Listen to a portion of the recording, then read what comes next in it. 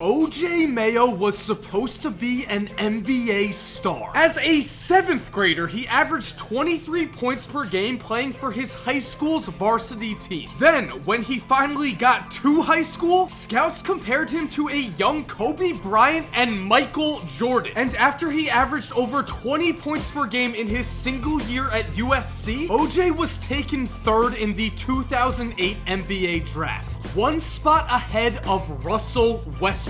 So again, I say, OJ Mayo was supposed to be an NBA star, but obviously he's not. So the question is, what went wrong? Yes, guys, today we're going to talk about the rise and fall of OJ Mayo, who again at one point was compared to Kobe Bryant and Michael Jordan. Now, to be fair, whoever made those comparisons should probably be fired, if they weren't already fired about 10 years ago. But that doesn't change the fact that OJ Mayo's basketball journey was incredible. I mean, when OJ was a teenager, he was one of the most hyped up prospects we've ever seen. Now, he's just 29 years old and he's already out of the NBA. So if you don't already know, my name is Mike, and today we're going to find out what happened to OJ Mayo. Let's get started. The story of OJ Mayo really begins when he entered the 7th grade. Because in Kentucky, middle school kids are allowed to play high school varsity basketball if they're good enough, and at the time, it was obvious. Ovington J. Anthony Mayo was good enough. In fact, he was so good that as a 7th grader, OJ averaged 23.1 points per game against varsity level competition. And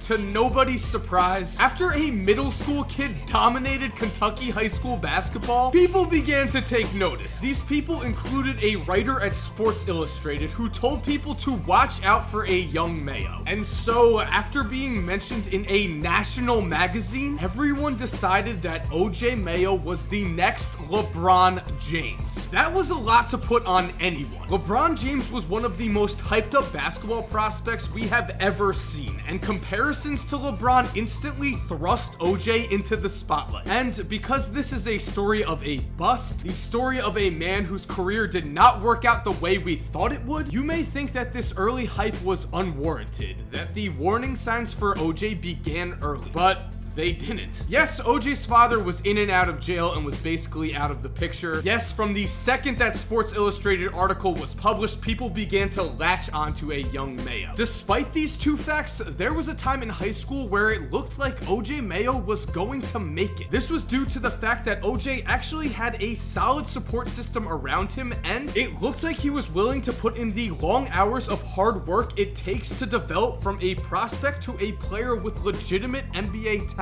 Day in and day out, OJ would study the game tape of his idol, Kobe Bryant, then head to the gym where he would work to perfect Bryant's best moves. And so, when OJ actually went to high school, this hard work paid off early. After his 8th grade season, Mayo moved to Ohio to play for North College Hill High School. It was there that he helped take a team that had gone 2-18 the previous year to the state championship. And as a sophomore, OJ averaged 27 points per game and became the 2nd sophomore in Ohio history to be named the state's Mr. Basketball. The other sophomore to do this was, of course, LeBron James. And at this point in OJ's career, scouts really believed he was going to be an NBA star like LeBron. They had real reason to believe this too, as during that summer, OJ played for Team USA in the 2005 International Sports Invitational. In that tournament, OJ was the clear leader of the team, a team that would easily win the Invitational, with OJ averaging a tournament high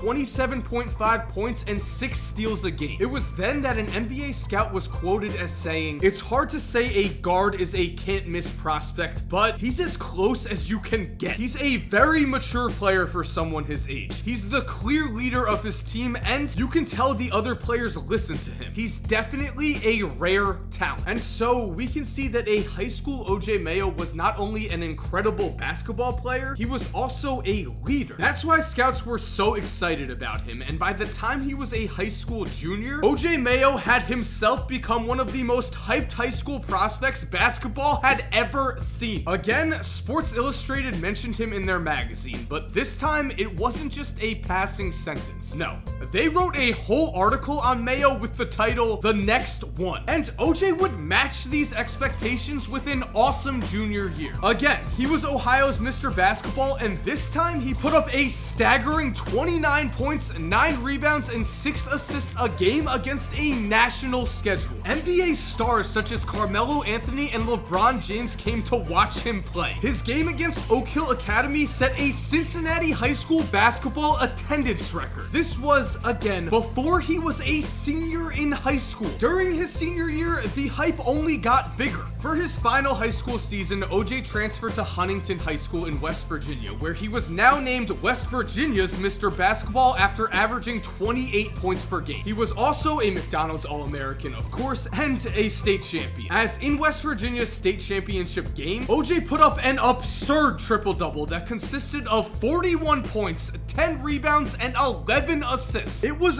during this incredible senior season that the comparisons to NBA legends began to come in fast. The awe-inspiring scoring ability and athleticism of a young OJ led some to compare him to a young Kobe Bryant and Michael Jordan. In fact, some scouts even went as far as to say that OJ was like a young Jordan but with a good three-point shot. And the craziest part about this was, in high school, this didn't seem crazy. Time and time again in his high school career, OJ was challenged, and time again he blasted through those challenges. But the thing is, while scouts and the media certainly paid attention to OJ's impressive performances on the court, they also ignored the red flags that OJ was waving off. As the hype began to build, Mayo began to get into more and more trouble. For instance, in the middle of his senior season, he was ejected from a game for apparently assaulting a ref. Video of this incident makes it look more like OJ just angrily walked into the ref and the ref flopped, but this was just the beginning of Mayo's problems. After that season, OJ was pulled over and the cops found pot in his car. One of his friends took the fall and claimed the weed was his, but again, red flags were beginning to appear. So after high school, OJ Mayo committed to USC, which was a very shady and questionable decision. I mean, of course, at the time, OJ was one of the top recruits in the nation, and USC, they weren't very good. And again, we're back to the red flags because it would turn out that OJ actually received gifts to play for USC. In fact, he was bribed so much that USC had to vacate the entire 2008 season that OJ played in. But that didn't stop OJ from averaging over 20 points per game in his single college season, and let's continue with the story. Well, OJ Mayo had a dominant high school career, then he did have a solid freshman season at USC. So the logical thing for him to do was to enter the 2008 NBA draft. And in that draft, OJ would be taken third by Minnesota, one spot ahead of Russell Westbrook. And going even further, in a move that seemed like it was designed to add to his legacy as a bust, with the 5th pick, the Grizzlies took Kevin Love, then traded him for OJ Mayo. A trade that certainly did not pay off. But here's the weird part about OJ Mayo's NBA career. At first, everything seemed like it was going to be alright. Most NBA busts enter the league and are terrible right from the start. They get exposed when the competition gets stronger. This wasn't the case for OJ Mayo. In fact, OJ had arguably his best season as a pro in his rookie year, as in the 2009 season, he averaged a solid 18.5 points, 3.8 rebounds, and 3.2 assists on a 24-win Grizzly team. Numbers that were very promising for a rookie. I mean, he also shot 44% from the field and had a 14.2 PER, which again, for a rookie is promising. Normally, your rookie year is supposed to be a learning experience that you grow from, and eventually you become a more efficient player. And so at the time, people thought that maybe OJ would really grow into the star scouts had once projected him to be. But unfortunately, that was not the case. Somehow throughout his entire career, OJ pretty much got consistently worse. In his 3rd season, the Grizzlies as a team had improved to 46 wins and a 2nd round exit in the playoffs. But OJ himself was struggling hard. Midway through that year, he was benched, which was understandable as he averaged just 11.3 points per game on 41% shooting. On top of this, he also got into a fight with Tony Allen on the team plane after a game and somehow was suspended for steroid use by the NBA. This suspension was due to OJ testing positive during a random drug test. A positive test that he blamed on an energy drink he bought in a gas station. Yeah,